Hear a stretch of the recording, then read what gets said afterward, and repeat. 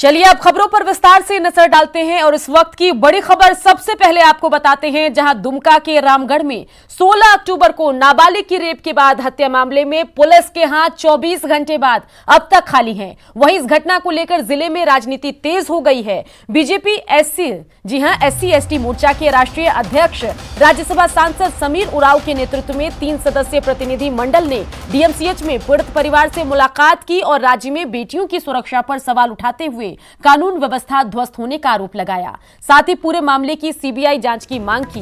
वहीं इसके बाद पहुंचे दुमका सीट से जेएमएम प्रत्याशी बसंत सोरेन ने भी पीड़ित परिवार से मुलाकात की। उन्होंने घटना की निंदा करते हुए दोषियों को जल्द कड़ी सजा दिलाने का दावा किया। साथ ही विपक्ष को राजनीति से बाज आने की नसीहत भी दी। आपको बता दें कि रेप और हत्या मामले में पुलिस ने एसआईटी का गठन किया है, लेकिन अब तक कोई सुराग नहीं मिल सका।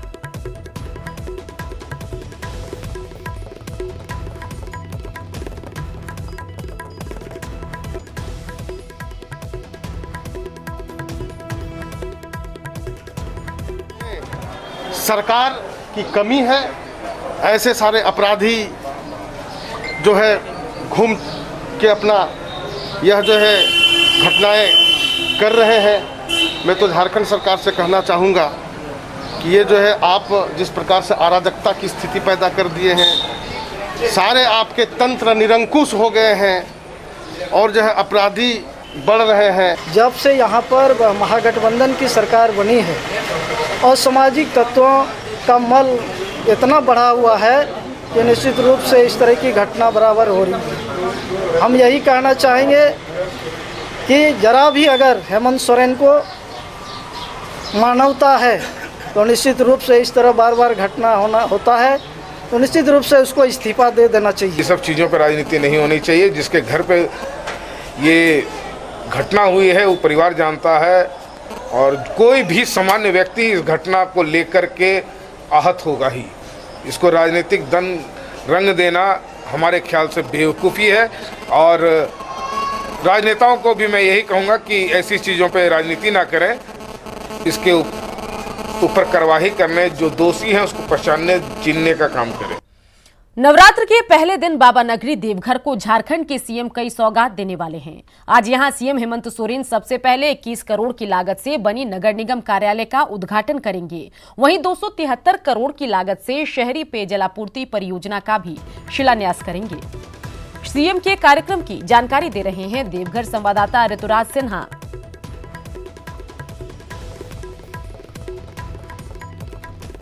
आज से शारदीय नवरात्र की शुरुआत हो रही है और आज के दिन ही देवघर जिला वासियों को कई सौगात मिलने वाला है। हम बात कर रहे हैं नगर निगम क्षेत्र की। नगर निगम क्षेत्र में के लिए कई महत्वपूर्ण योजनाओं का शिलान्यास और उद्घाटन आज झारखंड के सीएम हेमंत सोरेन द्वारा किया जाएगा। आप मेरे पीछे देख सकते हैं, ये देवघर नगर निगम का नवनिर्मित बिल्डिंग है। ये भव्य बिल्डिंग के निर्माण में 21.12 करोड़ रुपये लागत आई है, जिसका उद्घाटन आज सीएम हेमंत सोरेन द्वारा किया जाएगा। इतना ही नहीं, सीएम आज यहाँ जो महत्वाकांक्षी योजना है यहाँ के लिए, जो हमेशा पेयजल की समस्या देवघर में बना रहता था, उसके लिए एक बृहद शहरी जलापूर्ति परियोजना का भी शिलान्यास करेंगे, जिसकी लागत 273 करोड़ रुपया लगभग है। इसके तहत, इस परियोजना के तहत देवघर नगर निगम क्षेत्र के 36 वार्ड के सभी परिवारों को के घरों में मतलब पेयजलापूर्ति की जाएगी। इसके अलावा मुख्यमंत्री हेमंत सोरेन द्वारा जो श्रमिक योजना के तहत जो यहाँ पर जो स्वीकृत किए गए 1815 परिवारों के बीच जॉब कार्ड का भी वितरण करेंगे। इसके अलावा पीएम स्वनिधि योजना के अंतर्गत यहाँ ऋण वितरण किया जाएगा। ऐसे यहाँ पर 10,000 रुपये ऋण दी जाएगी और इसके तहत 551 आवेदन स्वीकृत किए गए हैं। यानी कुल मिला कर कहें तो आज का दिन देवघर के लिए कई सौगात लाने वाला है। अब मुख्यमंत्री के आगमन की सारी तैयारियां पूरी कर ली गई है। अब इंतजार है मुख्यमंत्री के आगमन की। ऋतुराज सिन्हा, न्यूज़ 18 देवघर। झारखंड के 57 लाख परिवारों को 10 रुपए में साड़ी और धोती या लुंगी देने के लिए सोना सोबरन योजना की घोषणा की है। सरकार के इस फैसले की जेएमएम ने सराहना की। वहीं बीजेपी ने किसी परिवार के नाम पर योजना चलाए जाने पर सवाल उठाए तो कांग्रेस ने बीजेपी की आपत्ति को खारिज करते हुए नसीहत भी दी। जन भावनाओं के अनुरूप और हम लोगों ने चुनाव में घोषणा पत्र में भी इसका उल्लेख किया था, वादे किए थे जनता से, तो उसे पूरा किया है, धरातल पर उतारने का काम किया है। सर्वत्र प्रशंसा हो रही है। गरीबों को उनके लिए बहुत ही खुशी की बात, एक सौगात हेमंत सोरेन जी की तरफ से। हम लोग का सीधा सीधी कहना है कि राज्य सरकार यदि जनता को कोई भी चीज़ें देनी है तो आप दें। ये पैसे सरकार का यानी आम जनता के टैक्स के पैसे हैं, तो आप उसको अपने परिवार के साथ जोड़कर क्यों करते हैं? हम भी तो कह सकते थे कि आपने अपने शासनकाल के दौरान रांची कॉलेज का नाम जो है डॉक्टर श्यामा प्रसाद मुखर्जी विश्वविद्यालय रख दिया, आपने क्यों नहीं रखा रामदयाल मुंडा विश्वविद्यालय? तो आलोचना स्वस्थ होनी चाहिए, पर उपदेश कुशल बहुतेरे के तर्ज पर राजनीति करने वाले भाजपा को अपने गिरेबान में झांकना चाहिए दूसरों पर उंगली उठाने से पहले। तो चलिए बढ़ते आगे, रुख करते हैं अगली खबर का, जहां रांची में रिम्स के केली बंगले पर पिछले कई दिनों की तरह आज भी सन्नाटा छाया रहा। हालांकि झारखंड आरजेडी पार्लियामेंट्री बोर्ड के अध्यक्ष अनिल कुमार लालू प्रसाद से मिलने केली बंगला जरूर पहुंचे, लेकिन अब तक उनको अनुमति नहीं मिली। केली बंगले के बाहर आरजेडी नेता से बात की संवाददाता संजय कुमार सिन्हा ने। आज शनिवार है, यानी केली बंगले में लालू प्रसाद से मुलाकात का दिन, लेकिन पिछले शनिवार की तरह आज भी यहाँ खामोशी है। हालांकि यहाँ झारखंड प्रदेश के राजद पार्लियामेंट्री बोर्ड के अध्यक्ष जो हैं अनिल कुमार यादव खुद पहुँचे हैं लालू प्रसाद से मुलाकात करने के लिए। अनिल जी, आप यहाँ मुलाकात के लिए पहुँचे, क्या अनुमति मिली? नहीं, अभी हमने आवेदन दिया। पिछला 1 साल से हमको लालू जी के दर्शन नहीं हो पाए थे, तो एक राजद परिवार का सदस्य होने के नाते तीव्र इच्छा हमारी मन में जागृत हुई कि मुझे अपने आलाकमान का हाल समाचार लेना चाहिए। कुछ चुनावी मुलाकात थी क्या? ना, कोई चुनावी नहीं, ये हेल्थ से रिलेटेड है। चुनावी तो चल रही है, चुनाव कहीं है ही नहीं, चुनाव राजद जीत रही है। तकरीबन 7-8 दिन हम लोग बिहार में, स्पेशली मैं 7 सीटों पे घुमा था, चकाई था, और उसके बाद फिर आपका कावाकोल हमारा पड़ता, बॉर्डर एरिया पड़ता है, जिसमें गोविंदपुर का विधानसभा पड़ता है, साथ में आपका कटोरिया पड़ता है। तो 7-8 दिन रहने के बाद हमें जो ऑब्जर्व आया कि चकाई में तो खुद जेएमएम भी दावा ठोक रहा है। नहीं, मैं अपनी दल की बात कर रहा हूँ। जेएमएम दावा ठोक रहा है, अन्य बहुत सारे दल हैं। कैंडिडेट भी उतारा जा रहा है, नाम की भी घोषणा हुई है जेएमएम से। आप चूंकि गिरिडीह के रहने वाले हैं, झारखंड प्रदेश से हैं, तो जेएमएम का भी दावा, चूंकि आप यहाँ सरकार में साथ हैं, तो दावा तो वहाँ भी बन रहा है जेएमएम का। देखिए, ये 2 राष्ट्रीय अध्यक्षों का चीज़ है। जहाँ तक हमारा अपना है कि मैं सिर्फ अपने पार्टी के बारे में ही कह सकता हूँ, जो मैं घुमा हूँ, जो मैं घूमने वाला हूँ, मैं अपने बारे में, अपनी जिम्मेदारी के साथ ही अपने बारे में कह सकता हूँ, दूसरा दल के बारे में नहीं कह सकता हूँ। जहाँ तक बिहार का आप अगर जानना चाहें, तो मैंने कहा कि 7-8 सीटों पे मैं घुमा, 7-8 सीटों पे कहीं पे नामो निशान नहीं है, चाहे भाजपा हो चाहे वो जदयू हो। और ये लोग तो बंदर और बिल्ली का लड़ाई लड़ रहे हैं दोनों। ये तो सुशील मोदी जी चाह रहे हैं किसी तरह मुझे कि वो अब सीएम बने। यहाँ तो गेम खेल रहे हैं, बीजेपी भाजपा के साथ ही लोग गेम खेल रहे हैं कि किसी तरह लड़वा दो, और जेडी बैक से तो सपोर्ट सुशील मोदी का है कि नेक्स्ट सीएम वो अपने आप को प्रोजेक्ट करना चाहते हैं। किनका सपोर्ट किसके साथ है, सफलता किनको मिलेगी? तेजस्वी भले ही बिहार में धुआंधार चुनाव प्रचार कर रहे हो, लेकिन उनका कद क्या लालू प्रसाद के बराबर है? और क्या चुनाव में जो सफलता है, अपेक्षित सफलता, क्या महागठबंधन को मिलेगी? ये समय ही बताएगा। कैमरामैन केडी के साथ संजय कुमार सिन्हा, न्यूज़ 18 रांची।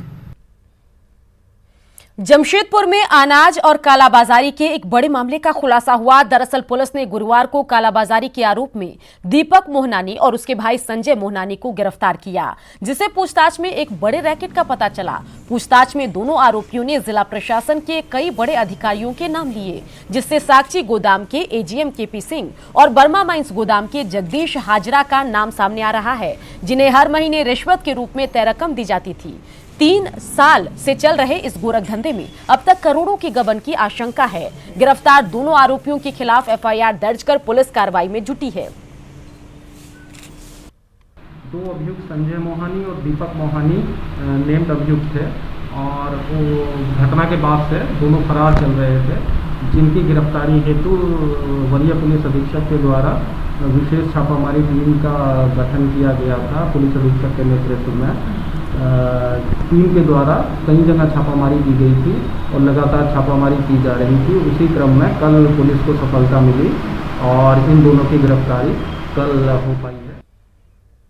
चलिए अब सीधे आपको लेकर चलते हैं रोहतास के नोखा, जहां बिहार के मुख्यमंत्री नीतीश कुमार चुनावी जनसभा को संबोधित कर रहे हैं। हमको उससे क्या मतलब है? हमको प्रचार से मतलब है कि हमको काम से मतलब है। हमारे लिए पूरा बिहार एक परिवार और लोगों के लिए अपना एक परिवार है। राजनीति से उसी के लिए फायदा पहुंचाना चाहते हैं। हम सारे बिहार की सेवा करना चाहते हैं, तो कौन सा काम नहीं करवा दिया साहब।